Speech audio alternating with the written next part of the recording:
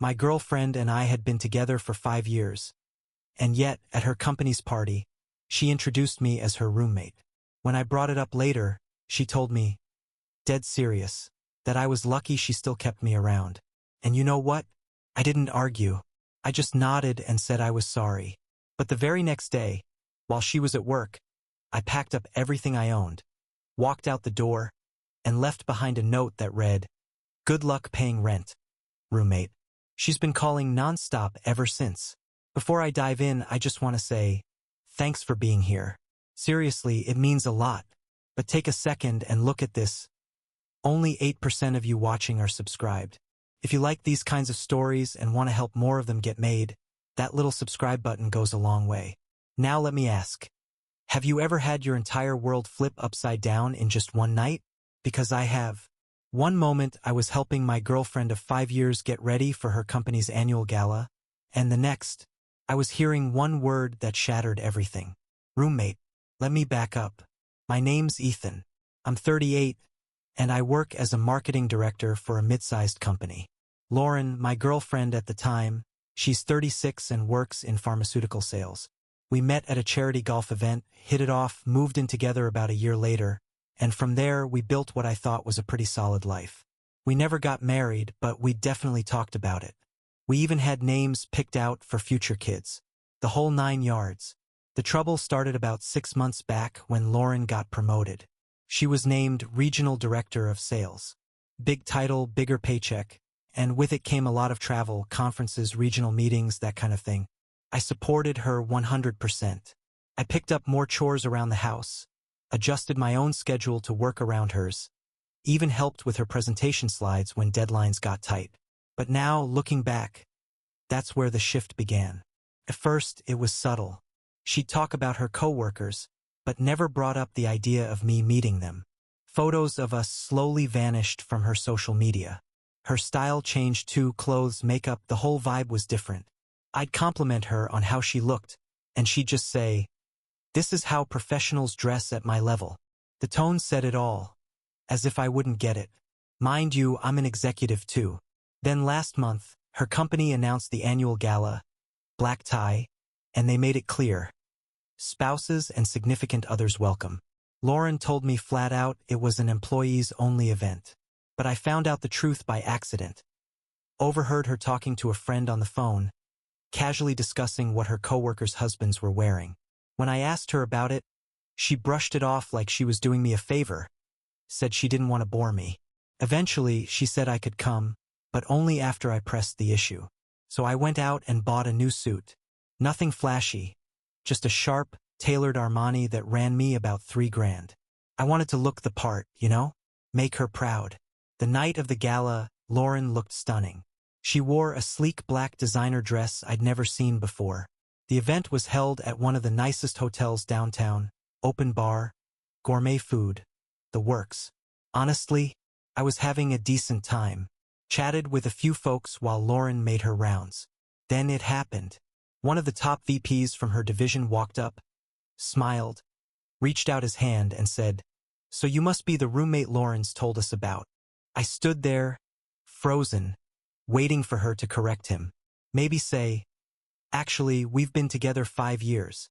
Or even just, "This is my boyfriend, Ethan." But nope. She just nodded and said, "Yeah, Ethan and I share an apartment downtown. It's super convenient for commuting." The VP chatted for another minute and then moved on. Meanwhile, I was left standing there, champagne halfway to my mouth, trying to process what the hell just happened. "Roommate," I whispered to her once we had a moment alone. She gave me a shrug like it was nothing. "Don't make a scene. Miles is old school. He's big on family values and thinks dating in the workplace is unprofessional." "We don't even work together," I reminded her. "And since when is being in a relationship unprofessional?" She leaned in and hissed, "You don't get corporate politics." Then, just like that, she smiled and turned to greet another executive. For the next 2 hours, I was either introduced as her roommate or just Ethan. Not a boyfriend, not a partner, not someone she'd shared 5 years of her life with. Every time it happened, a little more of my patience wore thin. By the time we made it home, I was boiling inside, but I still tried to keep calm and talk things through. What was that about? I asked while she kicked off her heels. 5 years. And now I'm suddenly your roommate? She let out this exaggerated sigh, like I was some clueless kid who just didn't get it. It's not personal. It's professional. My relationship status doesn't matter at work. Not relevant? I asked. You invited me to a partner's event. Because you wouldn't drop it? She said, pouring herself a glass of wine, and not even bothering to offer me one.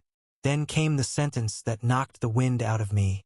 Honestly, you should be grateful I keep you around at all. I blinked, thinking I must have misheard. Come again. Let's face it, Ethan, she said. I'm on track for senior leadership in 2 years. My career is taking off. Then she waved her hand at me like I was background noise. You're just comfortable. I'm a director, I reminded her. I earn 6 figures. I've backed you through every step of your career. She rolled her eyes. Your company's got what, 50 employees? Mine has 20,000. You're a big fish in a puddle. That's what she said, casually sipping her wine. Then she looked me dead in the eye and added, let's face it. You're lucky I've even kept you around this long. Most women in my position would have traded up by now. I felt those words like a gut punch. 5 years reduced to nothing more than some act of charity. Like I was a stray dog she hadn't had the heart to put out yet. In that moment I saw 2 ways this could go. I could argue, try to defend myself, remind her of my worth, or I could play it cool, nod along, and let her believe she'd won. I went with the second option. You're right, I told her softly. I guess I haven't really been showing the right appreciation for everything you've achieved. I'm sorry. That threw her. For a split second, the smugness dropped from her face and was replaced by surprise. But then she smiled, slow and satisfied, like she'd finally tamed something wild. Well, I'm glad you understand, she said, swirling her wine. I do now, I nodded. It won't be an issue moving forward. She seemed content with that.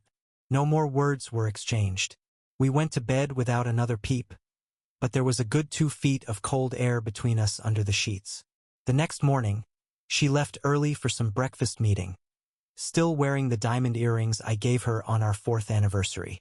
And the second her car rolled out of the driveway, I got to work. The plan I'd pieced together during my sleepless night was already burning in the back of my mind. Step 1, documentation.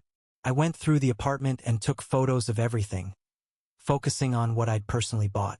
Snapped shots of our lease, which had both our names on it, but the security deposit. That was all me. Pulled up bank statements showing all my payments toward shared expenses. Grabbed screenshots of my monthly transfers to our joint account, covering 70% of our rent and utilities. Turns out that puddle of a company I worked for paid pretty damn well.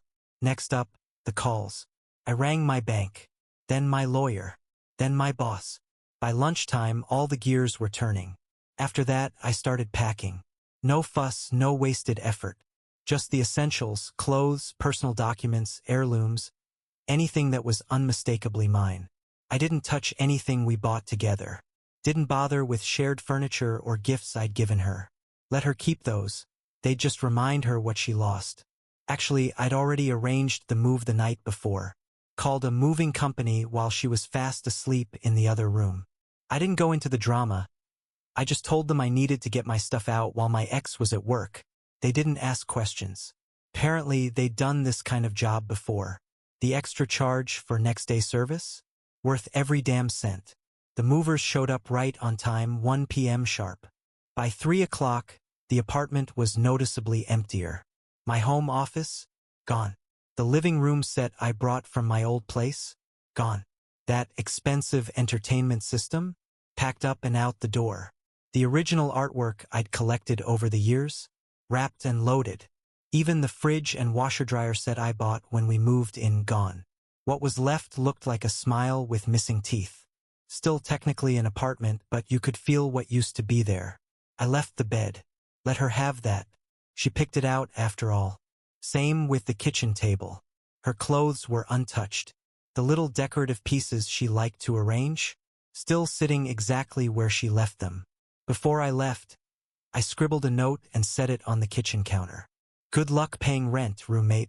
I've already covered my half through the end of the month. But here's where things really start to shift. I didn't just move out, I moved on. Remember those 3 calls I made? Let me explain. Call number 1, to my bank. I didn't just shut down our joint accounts. I launched a full financial audit of our time together. Every shared bill, every vacation, every gift, we were going to account for everything. Call number 2, to my attorney. Even though we weren't legally married, we still had ties. We co-owned a cabin upstate through a vacation property agreement. There were shared investments, real estate paperwork, things that needed sorting out, legally and cleanly. Call number 3, to my boss. See, 6 months earlier, I'd been offered a position at a major firm out in Chicago. It paid nearly 3 times what I made. But I turned it down because Lauren's job was here. Yeah? I wanted to know if the offer was still on the table. Turns out it was. But what I didn't realize then was that Lauren's betrayal went way deeper than just calling me her roommate in front of her VP. That afternoon, while I was checking into a hotel, my phone rang. It was an unknown number. I picked up and on the other end, I heard a voice I barely recognized. Ethan, this is Miles, the voice said. Lauren's VP. Sorry for the awkward call, but are you two still together? I was thrown off. First of all, how did he get my number? You gave me your card at the gala, he reminded me. Said to reach out if we ever needed marketing help. I held onto it because, well, something about the whole situation didn't sit right. I told him we'd just broken up. There was a long pause. I figured, he said. Look, you deserve to know something. The reason I called you her roommate at the gala is because that's what she's been calling you. For months. But that's not all, she's also been seeing someone else. His name was Ryan. He worked in legal. According to Miles, Lauren and Ryan had been very open about their relationship, just not when I was around. PDA at company retreats. Booking the same hotel rooms on business trips. Most people at the company assumed I was just a cover, that we had some kind of open arrangement. My heart dropped. I thanked Miles for telling me, ended the call, and just sat there. Hands shaking. Not only had she humiliated me, I'd been played from every angle. Roommate? No. I was her alibi. And that changed everything. Looking back, my calm and calculated exit suddenly felt too soft, like I'd let her off easy after what she'd done. So I kicked off phase 2. What I was about to do wasn't just moving on. This was scorched earth. In less than 48 hours, I did 5 very deliberate things. 1. I pulled my share out of our joint investment in that cabin upstate. It forced a sale right in the middle of a terrible market. Didn't matter. I was done playing fair. 2. I notified our landlord that I wouldn't be renewing the lease. 60 days left and I paid my portion through the end. But I made it crystal clear, I'd have no part in any future agreements. 3. I contacted HR at my former job. They tried to counteroffer when I handed in my notice. I told them no thanks, said I was relocating for personal reasons. I added that my significant other was involved with someone at her workplace and that it had made things complicated. I didn't name names, just dropped enough hints for the dots to connect. 4. I posted a single, upbeat social media update announcing my new role in Chicago. Tagged a few mutual friends, the ones I knew would make sure Lauren saw it. 5. I called my cousin, who happens to work at the same pharmaceutical company but in a different department. Told him what had gone down, knowing exactly how fast word travels in office gossip chains. By that evening, the storm started to hit. Lauren blew up my phone, dozens of texts, voice messages piling up fast. Where's all your stuff? Are you seriously moving out over one comment? You can't just leave me like this. The rent's due next week. Why is Jasmine from accounting asking me about Ryan? I didn't reply. Not a word. Then I got the message that told me I'd landed a direct hit. They're investigating me and Ryan for failing to disclose a workplace relationship. What did you do? Still, silence from my end. By day 3, her tone had changed completely. Ethan, please. I'm sorry. What I said was awful. You were never just a roommate. Please call me. I didn't. By the end of that week, I'd officially signed my new contract in Chicago, put a deposit down on a lakefront apartment, and started packing for the long drive out. That's when I started hearing from mutual friends. Apparently, things had unraveled fast on Lauren's end. She'd been put on administrative leave while the investigation played out. Ryan, being the stand-up guy he is, threw her under the bus. Said she came on strong and backed it up with texts and call logs. Her whole polished executive image? Crumbling. The cabin? Sold at a big loss, and because I'd pulled out first, she got hit with the penalty. Our landlord had already listed the apartment. With her credit tanked, thanks to me shutting down our joint accounts, she was scrambling to find a new place. 2 weeks after the gala, right as I was loading up my car to hit the road, she showed up. There she was, standing in front of the hotel. Gone was the put-together corporate powerhouse. What stood in front of me was someone who looked broken. Red eyes. Messy hair. Completely unraveled. I wasn't surprised. I'd booked the hotel using our joint card before switching to my personal one, figured she might see the charge. Part of me knew this confrontation might happen. I just didn't know if she'd actually come. Is this really because I called you my roommate? She asked, voice shaky. No, I said, the first word I'd spoken to her since walking out. It's because when I called you out on it, you told me I was lucky you kept me around. She looked away. I didn't mean it. I was stressed. I was trying to impress the married guy you've been sleeping with? She flinched like I'd slapped her. Miles told you. Everyone told me, Lauren. Turns out I was the last one to find out. She choked out a whisper. I made a mistake. No, I said quietly. You made a series of choices. But you know what? Torching my career? Draining our accounts? That goes way beyond a mistake. And in that moment, I felt something shift in me. I realized I might have gone too far. Not because she didn't deserve consequences, but because I hadn't set out to ruin her. Somewhere along the way, my righteous anger had curdled into vengeance. You're right, I told her. Some of what happened, I didn't realize it would spiral like this. She stepped closer. Then help me fix it. Talk to HR. Tell them you made it up. I never spoke to your HR department, I said truthfully. That's all on them. And I'm not about to lie for you. Tears streamed down her face, mascara smudging beneath her eyes. I loved you, you know. It wasn't all fake. I shut the trunk. Funny thing about love, I said. It requires respect. And I guess even as your roommate, I never earned that. Then I got in my car and drove off. Watched her shrink in my rearview mirror until she disappeared entirely. Chicago was waiting. A new job. A clean start. It's been 6 months now. The new position? Going better than I could have hoped. Turns out my skills translate just fine outside that little puddle she talked about. I've made new friends. Dated a bit. Built something I can actually be proud of. Lauren still calls sometimes. According to the latest from our mutuals, she got reinstated at work but demoted. Ryan? Shuffled off to another division entirely. She's living alone now. In a smaller apartment. In a neighborhood that doesn't have quite the same zip code status. And me? I'm doing just fine. Those designer outfits she used to wear? Yeah, most of them ended up on consignment websites. And every now and then I sit with the question I've tried to avoid. Did I go too far? Did the hurt and humiliation twist me into something I never wanted to become? Vindictive. Calculating. Cold. Maybe. But then I remember the way she looked at me like 5 years meant nothing. How easily she brushed it all aside, acting like I should feel grateful just to be tolerated in her world. There's a truth buried somewhere between those extremes. No, I didn't just pack my bags and leave. I wrecked the house she built atop what used to be our life. Was it justified? Hard to say. Was it deserved? Still don't know. What I do know is this, I'll never be anyone's roommate again. Not emotionally. Not in name. And if that $3,000 Armani suit taught me anything, it's that self-respect. It costs what it costs. And yeah, sometimes the price is steep, but man, it's worth every damn penny. Edit. Did not expect this to blow up overnight. Appreciate all the messages and questions, so here's some clarity. 1. Do I regret how far I went? Yeah, I do. My goal was to walk away with my dignity, not detonate her entire career and personal life. Some of what happened was just the fallout from our split. The rest? That was on her. The lies and secrets eventually caught up with her. 2. Did I report her to HR? No. I didn't file any formal complaint. I told my HR team I was leaving due to personal complications and mentioned her situation when they tried to keep me on board. Told my cousin what happened. The actual investigation at her company came from internal gossip, not me. 3. Why didn't I just talk to her? I did. When I brought it up, her response was basically, you should be grateful I kept you around. That slammed the door shut for good. 4. Am I seeing anyone now? I've dated here and there, but I'm taking things slow. After something like that, trust doesn't rebuild overnight. Update 3 months later. Life in Chicago's been better than I imagined.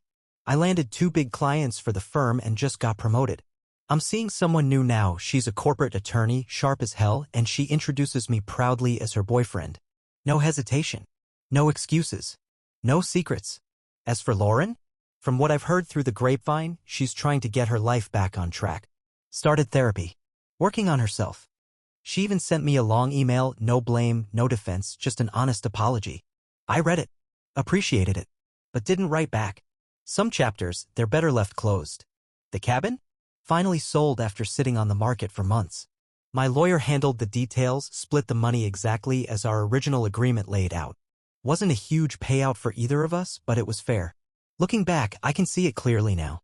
She caused damage with her betrayal, but I caused damage too with how I responded. The difference? I can own my part in it. And I guess that's what growth looks like.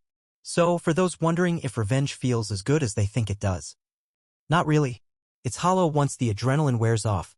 But healing? Starting over? Reclaiming your worth after someone tried to strip it from you? That's where the real peace is. And that feels damn good.